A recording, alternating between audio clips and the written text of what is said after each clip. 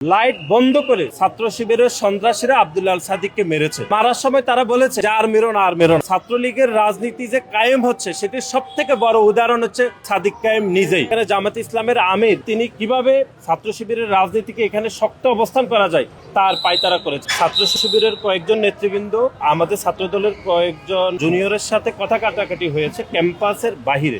সেই ঘটনার জের ধরে তারা ক্যাম্পাসে অর্থাৎ হলের ভিতরে গিয়ে তারা প্রথম সংঘর্ষের সূত্রপাত করেছে এবং সেখানে আমাদের যে আব্দুল্লাহ আল সাদিক, যাকে আপনারা এখনই দেখেছেন, তাকে নির্মমভাবে ছুরিকাঘাত করা হয়েছে এবং 11টি সেলাই লেগেছে।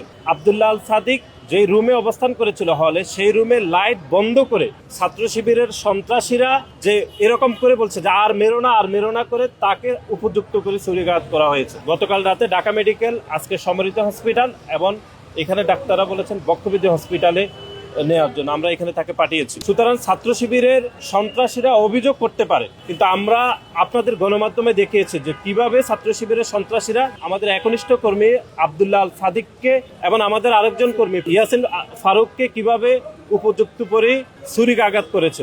এবং এই ঘটনা স্পষ্টভাবে প্রমাণিত হয় যে ছাত্র শিবির ঢাকা পলিটেকনিক্যালের তারা হল দখলের যে রাজনীতি গত 5 তারিখের পর থেকেই কিন্তু কায়েম করেছে।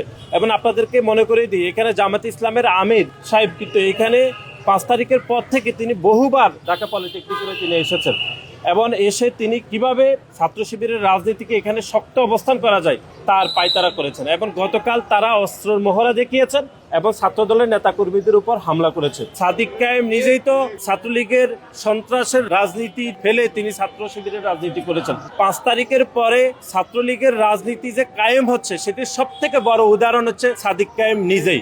আমরা মনে করে এই ঘটনা আমাদেরকে মনে করে দেয় অতীতে যেরকম ছাত্র লীগের সন্ত্রাসীরা যেরকম ছাত্রদের উপর হামলা করত, যে হামলাতে সাদিক কায়েম নিজে অংশগ্রহণ করেছে, আমরা মনে করি সেই ঘটনাই আমাদেরকে স্মরণ করিয়ে দেয় গতকালের এই ঘটনা। এই ঘটনাকে বিচ্ছিন্নভাবে কোনোভাবে দেখলে হবে না এবং বাংলাদেশ জাতীয়তাবাদী ছাত্র দলের নেতাকর্মীদের উপর তারা দায় চাপিয়ে দেওয়ার অপচেষ্টা করেছে, কিন্তু আমরা দেখেছি যে ছাত্র দলের নেতাকর্মীরাই সব থেকে বেশি আহত হয়েছে।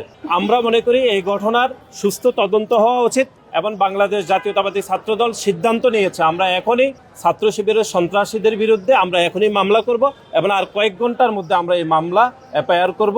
কোনো সন্ত্রাসী যেন আইনের হাত থেকে রেহাই না পায় সেজন্য আমরা আইন শৃঙ্খলা বাহিনীকে আমরা অনুরোধ করব যেন গ্রেপ্তার করা হয়।